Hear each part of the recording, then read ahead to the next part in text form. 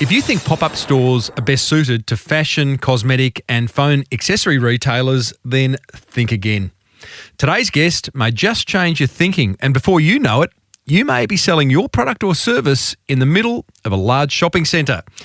It's a Challenge Everything episode 508 of the award-winning Small Business Big Marketing podcast. Well, I said, welcome to a small business marketing show where successful small business owners share their souls to take your marketing straight to the lead. Now, here's your host, Mr. Tim Reid. And welcome back to your weekly dose of Here Today, Gone Tomorrow marketing.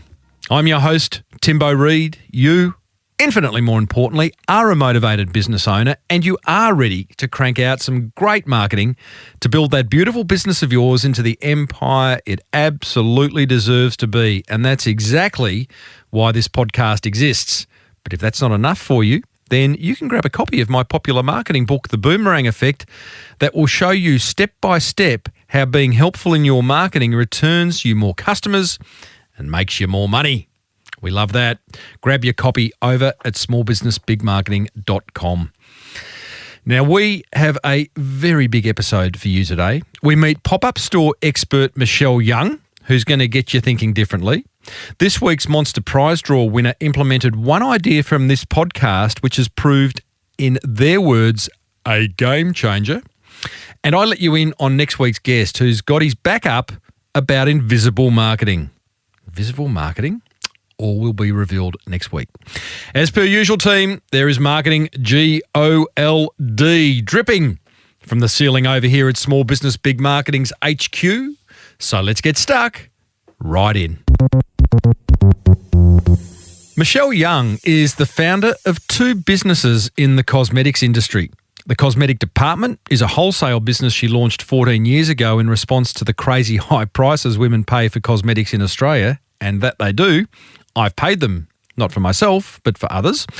And Pop-Up Cosmetics is the retail extension of her wholesale business that takes out short-term shopping centre leases and sells cosmetics at up to 85% off regular retail prices. I've always wondered how they do that. Well, we're about to find out. Now, we cover plenty of ground in this chat, from how Michelle has built her pop-up empire, to the future of retailing, to business owner mindset. She's very big on that.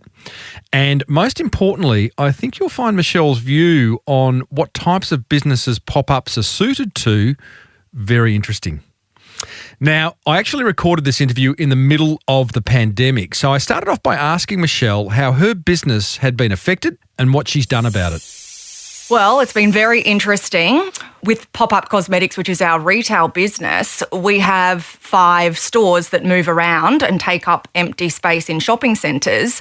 But with coronavirus, we've had to shut them all down and take all the contents, the stock, the fixtures, the point of sale counter back to the warehouse in Sydney, and where we are literally in hibernation mode. And although a lot of other retailers have opened back up, unfortunately for us, we're selling brand name cosmetics starting at $3. The numbers just don't stack up for us if we can't let people inside the stores, or can't let more than the, one person per 4 metre squared customers inside. It's just, especially with, we have peaks and troughs throughout lunchtime, and I couldn't imagine saying to customers at the door, sorry, you can't come in. The whole thing of our concept is that sales buzz, and people pile in the shop and they're grabbing their baskets, grabbing their stock. So it's affected us greatly. Well, fortunately, you've got two businesses. You've got the cosmetic department. So let's rewind back to 2006 when you started the cosmetic department, which is an importer and wholesaler of brand name cosmetics. What did you launch that business in response to? Well, I took a trip overseas and I'd seen movements in the fragrant market here in Australia, seeing, brand name fragrances come down in price. And I thought, are they fake or what's going on here? But at the same time, I went to my first trip to the United States, and I needed to get a mascara, and I went to a local department store in LA and I bought it for half of what I was paying in Australia. And I just couldn't understand. I was only 27. I'm like, okay, what's going on here? it just fascinated me. So when I came back, I started researching and looked into this whole area of, which is what I do, parallel importing or grey market importing. And it took about 6 months of researching and talking to different people. Can I do this? How can I do it? What are the rules? Because there's a lot of rules and things you don't want to do in that environment. But yeah, we started with a wholesale business, and that's still going now, 14 years later, and we sell brand name cosmetics online to other retailers. Can you explain parallel importing or grey market? What was the other one? Grey market? Yeah, so grey market. So basically you can purchase products. Obviously businesses purchase products through authorised distributors, and that is the 99% of business owners to do that. But I saw an opportunity 14 years ago where I could parallel import, which basically means I'm buying the same product from an overseas supplier and then bringing it into a country and competing in that same market with the brand name owners themselves. It's a little bit of a complicated industry, and you got to watch out for a lot of things, and I've certainly had my share of things like that. But it is very fascinating, and it's how in Australia, countries that have a high recommended retail price on goods, like in Australia we do with cosmetics, perfume, joggers, anything like that. Pretty much everything. Australia is expensive. And the whole reason we are is because we don't border countries that, you can't just cross the border and buy something cheaper. So it's there's been a bit of a monopoly, and it's exposing that arbitrage difference in prices with the recommended retail prices. I imagine the young Michelle Young, excuse the pun, 27, 28 years old, probably got a bit of hate mail and a few calls from local distributors saying, can you just get off our turf? I know. Well, and even like my first year of business, I got cease and desist by probably the biggest player in the world. So that was I don't even want to say. That's how much fear they put into me. It's like Voldemort. Don't mention Voldemort. I know we're competing in their market, but fortunately in Australia, and you're following the rules. I don't ever pretend to be affiliated with these brands. We compete there's a lot of companies that do this now, but 14 years ago it wasn't very popular. But I mean, these big companies send out cease and desist letters, hundreds of them every day, just to squash little people like me. Did you know that back then? I was devastated. I didn't. I was so young, and I talked to lots of people, and they, and even I went and then had to go and get a lawyer. They said to me that, they send out hundreds of these letters, but they found the case very interesting. And they said, if it does have to go to court, you will need a QC, of which is $10,000 a day. And I did not have that kind of money. But they found it so interesting. One of the partners said, I will do it for you if it goes to that. But fortunately, they dropped the case and I agreed to do different things. But a very challenging time like we're in right now. But I got through it, and I'm going to get through this one and come out bigger and better on the other side. Yeah, love that. You are very much into mindset, and I want to talk to you about that later on. So, okay, you launched the cosmetic department. You are bringing in bulk cosmetics and selling them again in bulk to the local chemist or the local whoever it is that was wanting to buy. How did you go about getting your customers in those early days? I extracted a database from the Yellow Pages, and we called every single pharmacy and asked for their email address. And it was myself and another girl in a tiny office, Southport, Gold Coast, Queensland, calling the 5,000 pharmacies. Obviously, the big players didn't want to know us, but there's plenty of independent pharmacies that loved our concept, knowing that for a small outlay they could get access to those brand name products and compete with the big guys. I love that. That just puts the fear of God into me, cold calling. But so I hate it too. Did you back then? I mean, did naivety play a really big role? What did you have to lose? You got a lot of stock sitting in a warehouse somewhere, so there's the pressure of that. So tell me about naivety, and did you have some kind of amazing pitch? Because you got to get past it. Who's going to answer the phone at the local pharmacy? It could be anyone from the... And they're busy. They're filling scripts. They do not want to talk to me. And I did try pounding the pavement, of which I equally despise. But I learnt that I could only see 10 customers go and try and interrupt 10 pharmacies filling scripts, which is obviously very important, to talk to me to try and sell them brand name cosmetics. I realised I get much more leverage online, so I just focused on getting that database. And I think, I don't know if I probably was naive. I probably still am a little bit naive, but there's a drive in me that overrules that. And I remembered I had a little note, because at this time when I started the business, I was still working at a university full time, but I asked my boss, hey, can I do my 5 days over 4 days so that I had 3 days to work on my business? And I carried around a little note in my purse for a year saying, hey, if X brand want to sue me, I must be onto a good thing. And I carried that note around to remind me every day that, no, you're onto a good thing, because why would they care what you're doing in their space? And then I waited till my sales reached my income, and then I left that job. I love that. I love that little note. Have you still got it?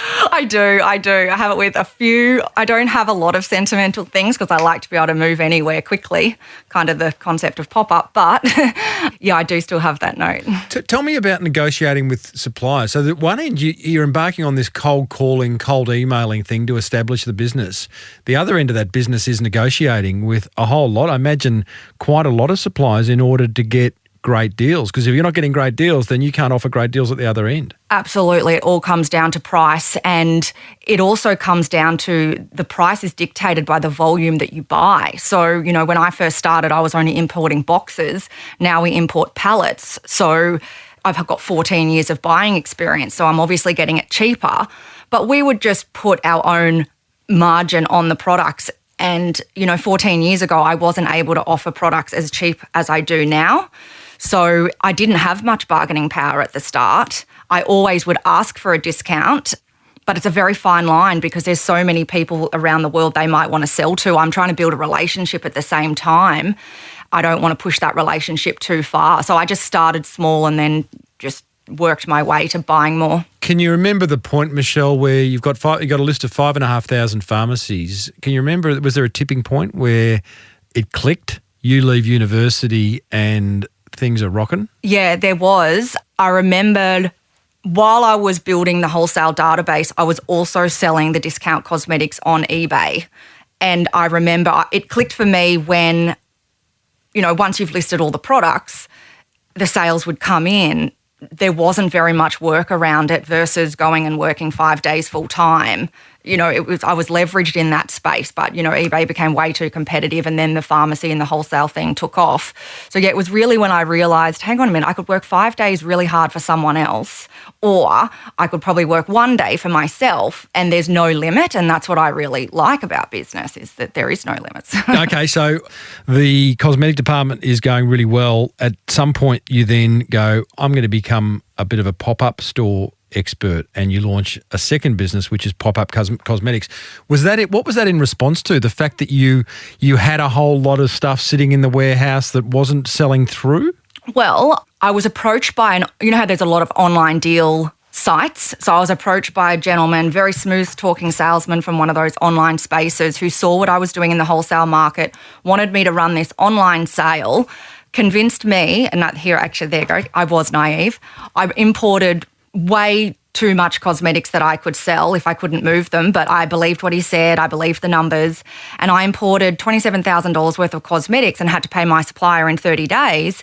And the sale went up and it flopped because another cosmetic person was running a concurrent sale, but the prices were cheaper. So it flopped, and I was like, okay, I've got to move this stock. And I had a small office warehouse storage space in Rosebery, and I had seen other wholesalers, like clothing wholesalers, run these 1 or 2 day warehouse sales. And I'd always tried to go to those sales. So I thought, okay, that's interesting. I dropped a very small amount of flyers and I ran my own little warehouse sale, which I called a pop-up sale. And it was on level 3 of an office building, but I had like a storage area. I remember I was even stuck in traffic on the way there. And when I got there, people were lining up out the door going, you were supposed to open at 10, you were supposed to open at 10. I couldn't believe it. And it was packed for the whole 4 hours that I was open. I was like, wow, this is interesting. Women are going to walk up 3 flights of stairs to buy discount cosmetics. Was that about, you created something, an event. We all love an event. In your promotional material, had you gone with a loss leader that people thought, like a product that was well priced? I pretty much was. They were loss leaders because I was just trying to get my money back. So I sold things for cost price. Like I was selling cosmetics at $1 and $2 because I just wanted to get the people there. But because I thought the results were quite interesting, and if women are prepared to do that, I then went to a very popular outlet street and I went to a man and said, hey, can I rent that part in your car spot, and tried a different one on the ground. And then I amped up the advertising, did the whole Facebook thing and ran a 4-day sale, open 9 to 5. And then I was like, you know. What do you mean you went to a man and asked if you could borrow his car spot? We do crazy things as business owners, but I'd seen the potential from level 3 in this little office space, and I thought, okay, where do people go for discount things? And there was a strip in Alexandria that's, you know, anyone would know what that is in Sydney. And they've got a lot of outlet centres where the big brands like clothing brands or shoe brands, and there was a discount shoe place, but he had a really big undercover car park. And I said, can I please rent that space over there where the bins are, because I want to have a pop-up sale. And, yeah, I'll pay you $600 for the 4 days. And, yeah, he was like, yeah, why not? And I had to go get public liability insurance for that, and I did.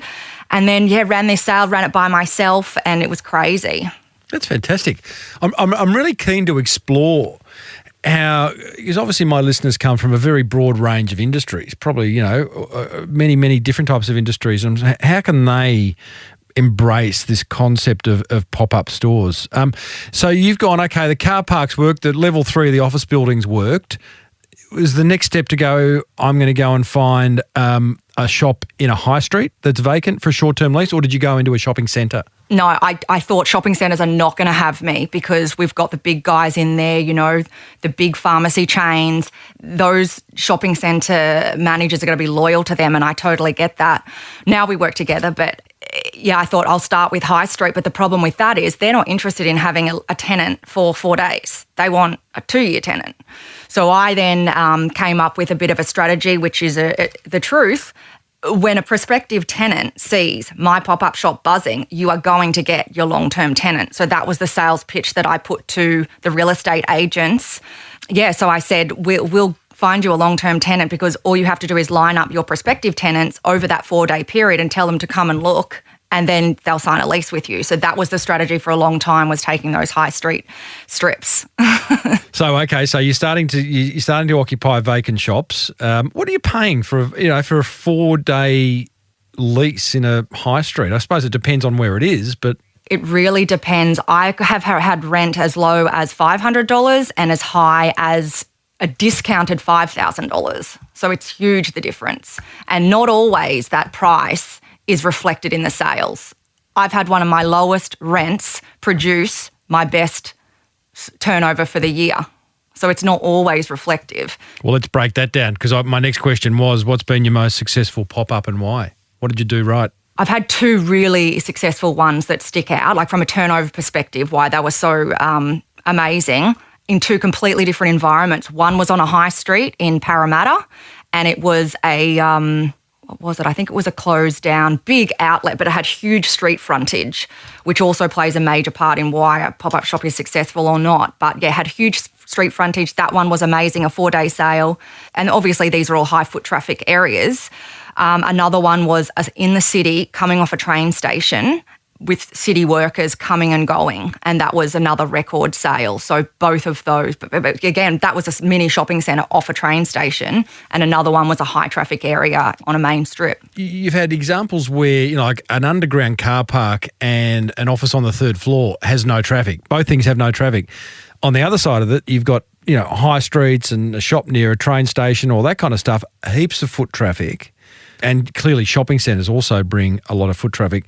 Is that your strategy now, which is to find short-term leases in places that have foot traffic, which means you have to do less promotion? Yeah, well, see, at the start, we played a lot around with the marketing, what worked. Every single customer was asked how they heard about the sale, whether that was from our email database, whether it was from Facebook, whether it was from the flyer. We were doing old school DL flyers, which I'll probably go back to actually after when we start back up. I love a good DL. Oh, and it was beautiful. It was bright yellow. My old business coach used to call me, you're the JB Hi-Fi of cosmetics. Well, that's interesting in itself. Was it by default that it was bright yellow? Because I think bright yellow says... I just wanted to attract attention. And it says, I think it says cheap. Yeah. Yeah, and we are. We're quality, but we're cheap. Yeah, so we played a lot around with the marketing and worked out what worked and what didn't work. But interesting, when we started to have our opportunities of going into shopping centres, we would do up a one-page PDF that was infographics of where all the customers came from. So we'd say, okay, we were at your shopping centre for 7 days.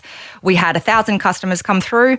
30% was directly from our advertising. So we would say we brought an additional 300 people plus potentially their partners and children into your shopping centre spending money with the surrounding retailers, and we use that as a strategy to get into more shopping centres because we were giving them some numbers. They don't quite often get those numbers from their tenants, and they really liked that and they thought, okay, this is interesting, and then they'd share it with their other shopping centres in the group. So that's how we kind of got into more groups. I think the great lesson there is anything you can do to make it easier for someone to either buy off you or to offer you some kind of contract or deal, the better. And I think a lot of us sometimes don't. We kind of just walk in, assuming that the conversation's going to go our way. But I know. The more work you can do and position yourself as someone, hey, Michelle clearly knows what she's doing. Because I imagine in your industry, there'd be a lot of cowboys and girls. Absolutely. And that's when we were only running 1 or 2, it was very easy to feed back that marketing info to the leasing manager. But as we grew and got up to 5, we dropped the ball on some of those things. And, we're going to go back to doing that because it is really what's important. And I think as we grew, what I felt to me was fast because it was, go, go, go all the time. We need to go back to those things because it's important and it keeps those relationships. Tell me about building a database, Michelle, because on one hand, you are placing your pop-ups in where there's foot traffic. That's great. But are you now, is now part of your mandate to make sure that you get an email address or a mobile number of everyone who comes through? And how do you do that? Yeah, we get at the point of sale, of which I tested 7 before I went with the one that I did. We've got not only that we put custom buttons on where the person heard about the sale, but at the end of every sale, our staff are to ask them, can we get your email address to let you know about other sales? And then those email addresses are tagged at the shopping centre suburb that they signed up for. And so that then we can invite them to the next one. And, later on, who knows what we'll do with that email address and the suburb later on, especially as we're trying to make little sales regions, just, keeping it open for as many opportunities as possible. How big's your list? We've got 25,000. Yeah, but, we've had sales before where when we ask every customer how they heard about the sale, sometimes 10% of our customers are coming from that database. So we do have people that follow us around. Yeah, no doubt. I don't think it'd be a very local type business. I think, given what you're offering and the money people are going to save and the fact that, you are offering experience, people would probably travel to the other side of town. Yeah, and they tell their friends about it. And also people will often live in one place but work in another. So, when we were dropping those flyers, we were dropping them to commercial businesses as well as residential, and 10,000 if we had a shop in a particular suburb, we would drop 10,000 flyers in that area and it would go to businesses as well. Sometimes the flyer might be in the lunchroom and 5 ladies see that and then they all come in and say, oh, the person in the office handed it around, and it's a good thing. Give us a sense of what a typical pop-up costs. Let's choose a shopping centre. And we either can choose like the middle of the aisle, the walkway, or a shop. But what can we expect for a typical lease, and what are all the other associated costs? Obviously, if we're going to take a fixed retail store, it would cost a lot more money. But we've made our concept very nimble. It packs up really quickly and packs down really quickly. So we actually don't put anything on the walls. The transport trolleys that we wheel into the shopping centres convert into tables so that nothing needs to come and go. It's just they're open for business and close. So that reduces a lot of cost. So the only overheads that we're paying is the actual lease, which, as I said, that can vary greatly. The average is about 2,000, but who knows what it's going to be like after this. For how long? For the week. Some shopping centres require a certain minimum period too.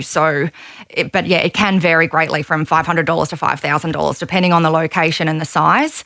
I don't find there's a lot of difference between actual shops and kiosks, the parts in the middle of the shopping centres, because the prices are dictated by traffic areas, and those kiosks are in high traffic areas.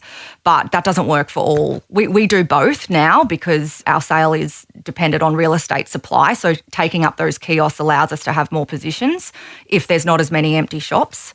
So yeah, the cost is the staff overheads and the rent. Obviously all the head office costs as well associated with it, but we've tried to remove as many costs as we can.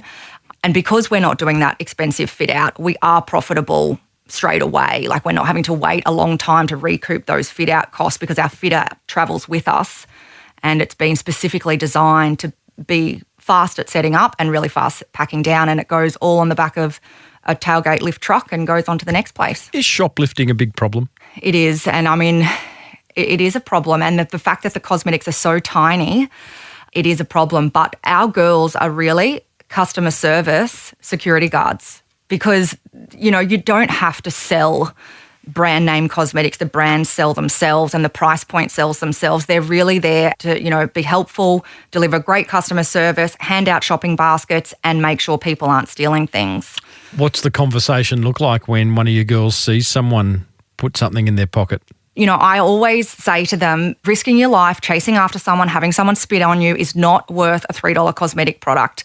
You're there to prevent it and obviously be a deterrent.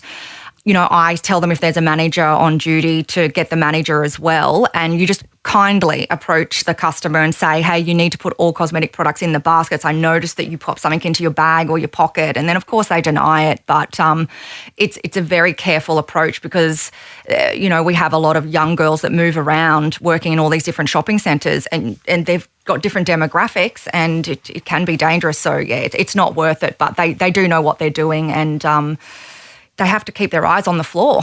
What opportunities do you see for other categories to make use of pop-ups? It seems that, in my experience is that cosmetics, no-brainer, shoes seems to be a no-brainer, artwork seems to be a no-brainer. Are there categories where you as someone who now knows the pop-up industry well, do you look and go, oh, geez, there's such a potential for maybe a service provider or another product category? What have you seen? I do, and I have to stop my brain having more ideas until I nail the first one, right? So I do, but I think if you were only going to have one store that moved around, there's an opportunity for any business to have a pop-up. I can't imagine that people that would embark on a retail lease without testing the traffic count or, I see it time and time again. That's quite shocking to me because I've gone to places and thought, okay, that's going to be amazing sale and it's a flop. Or I've gone to a place and thought, oh, it'll be ho-hum and then it's amazing. So I think you could have one in any industry, but once you start getting up the numbers of how many, like there's a lot of logistics once you start moving around and like across the 5 shops that we have, that means 5 different doors to operate. That's 30 different staff entering and exiting premises that might have troubles with the locks. It's setting up in a different space every single time, but trying to deliver the same brand message. It's very difficult once you start running multiple sites because there's just too many logistics. What about a plumber or an accountant who services a local area who could potentially take out a short-term lease for, say, a week in a shopping centre where their prospects are shopping and offering some kind of advice booth or come and ask a local plumber a question? Is that a dumb idea or...? No, I don't think so. But you've got to look at what that cost is versus the potential leads he's going to get or sales he or she is going to get. Well, geez, at $2,000 a week in a shopping centre, which is what I think you said, that sounds very cheap and it sounds like a good idea. And I'm going to put a license on that and anyone who uses it needs to give me $10,000. Well, I had a shopping centre manager say to me, like, those spots in the middle of the way where they put a car from a car dealership, they were selling 1 car a week from that slot. That's amazing. It is amazing. So I really think, if you can move cars around down to tiny, tiny cosmetics, you can move anything around because you're getting in front of your customers in a way that you can't do on the phone or visiting them. You're going to share an idea that you're bursting to put into a pop-up scenario that you just know you're not going to get around to? I've always thought it would work well with vitamins. Everyone's really health orientated. Probably just losing my spots right now as I speak, but Stay focused. You are the pop-up cosmetic queen. no, absolutely. No, don't worry, I will. Another interview I've done recently is with a guy who's all about product licensing, and he's frustrated by the fact that so many smaller sized businesses aren't embracing licensing. And I'm just wondering whether it's the same here, where we've happened upon this strategy of pop-up stores that really should be, other businesses could be embracing. I really like that. You're a bit of a retailer now. You've been retailing for a long time. What have you learnt? Because retailing, it's the front line, isn't it? It's like you get it right there, then you are going to be good at customer service. You're going to be good at pricing. You're going to be nimble. What have you learnt as a retailer? I think the most important thing, and it's going to be even more important coming out of this COVID, is the first impressions. Anytime I walk into one of the pop-up stores, I'm instantly looking from the customer's eyes. Is there a stain there? Is have someone spilt a product? Is what's open? What's out of place? I think that first impressions is the main thing. I mean, the other thing, which is what our model thrives off, is there is a reason to buy because we're only there for 1 week. And if they don't, but you can still create that buzz in a normal retail store by changing it up. People are so used to seeing everything on sale. You've got to think, what can I do to make this sale different? Whether it's those spin, the prize wheels, they don't cost a lot of money, but they create a huge buzz. Enter your email address to get a spin on the wheel, and it just creates a bit of hype. So I think people need to think, how do I get the attention of the customer zooming past and create something that's a reason to stop today? Do you love it? Do you love what you do? I do love it. I'm a lot more of a behind the scenes person, but I do love business and I love the creativity that the business enables me. And I've got great staff that are in the stores that love being on the customer front and love having an opportunity to start in the cosmetic industry. Tell me about creativity, because it's a word I don't think gets used enough when we're talking about business. We talk about marketing and we talk about cash flow and HR and real estate and law and licenses and all this. But creativity is so important. How do you exercise we're all creative. How do you exercise it? Do you put time aside? Yeah, we are. Everybody probably gets their creative impulses differently. For me, I will just have an idea pop in my head and then I'll write it on an iPhone note and then it will transfer to my sort of project management thing. And some of those ideas, I don't even touch for a year, or I'll register a domain in something that I know maybe 2 years down the track I might look at. But I think those creative spurts are impulses, and I know Pop-Up Cosmetics was started with that type of creative impulse, and I feel like I downloaded the business idea in 15 minutes and then I rolled it out. So I definitely take notice when I have those impulses, and currently at the moment, I'm having a lot of ideas because I've slowed down enough. Sometimes I'm driving a truck with a tailgate lift on the back. I'm not being too creative then. But, now slowing down, and I go for my walks in the morning, and I think it's really important to spend that time, and however you can get that. What it's like when you go on a holiday, you do get those ideas because you've slowed down enough to hear the messages that are trying to come through. But when you're just going go, go, go, go, go, like all business owners are, there's no time to receive the creativity. You are very big on mindset training, my research tells me. Mm-hmm. Well, what's the training that's had the most impact on you and how? I've had a lot of training in 2 different types of ways, and I feel both were very important. I needed to train my brain to know that there was always a way. No matter what was thrown at me, there's always a way. And so, he's not everybody's cup of tea, but I think he's amazing, and it's the Tony Robbins training. I have literally been brainwashed in a positive way to always find a way. And so that was really important for me. I needed that. But you're not really implementing while you're there. You are getting mindset training. You're getting your psychology for success set in stone so that you're just wired that way. You're looking for opportunities. You're looking where you can pounce and where you shouldn't. But, I think there's a lot of value in the other sort of mindset training where you are implementing, and there's a structure around that so that every week you know what you're working on. I have had an amazing business coach who I know has been on your show. That's amazing, Tina Tower. So she coached me Yeah, she coached me every week for an hour of power. And I did that with her for 2.5 years. And that was so important because it came down into the nitty-gritty. What are you working on? What are you working on next week? Why didn't you do that? I'm like, oh, I just couldn't. Why couldn't you? You know? So I think both are really important. But for me, and everybody struggles with their own things, I needed both because I've built both businesses by myself with no capital. I've bootstrapped everything. I needed to be trained in a particular way, and I did become obsessed. Yeah, that's great. Oh, Tina, fantastic. So you seem a very motivated person off the bat, but you really rely on having that mentor or that coach alongside you. You still have someone? I don't at the moment. It's only because I took a break because I knew what I needed to focus on for the next 6 months is building this online training manual for all of the stores. So I knew what I had to do. And when you pay a high level of money, you don't want to have more things on your plate and not have time to do them.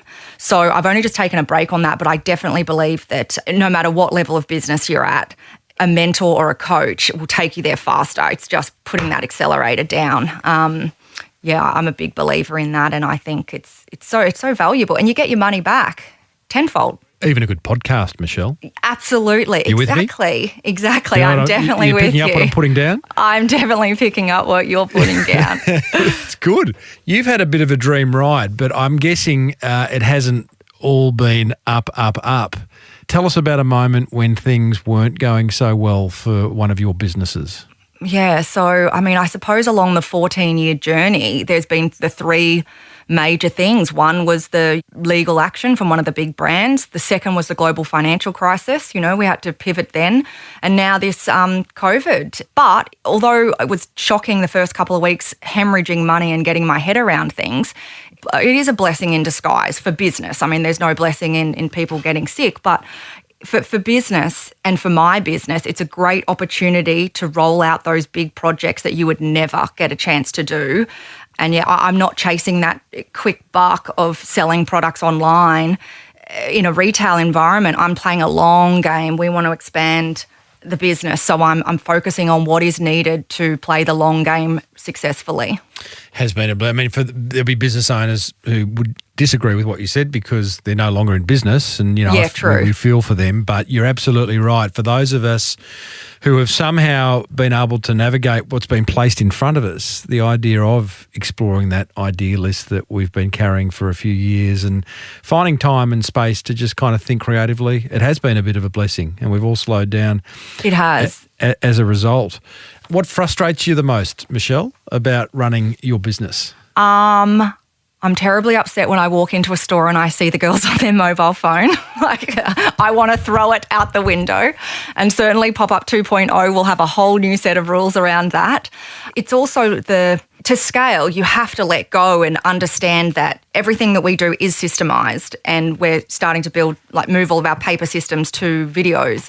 You got to let go of, if I was in the store, this is how I would do it, and let all of the girls have their opportunity of creativity. And as long as it's meeting the objectives of, you know, customer impression and customer service, it doesn't matter how it gets done.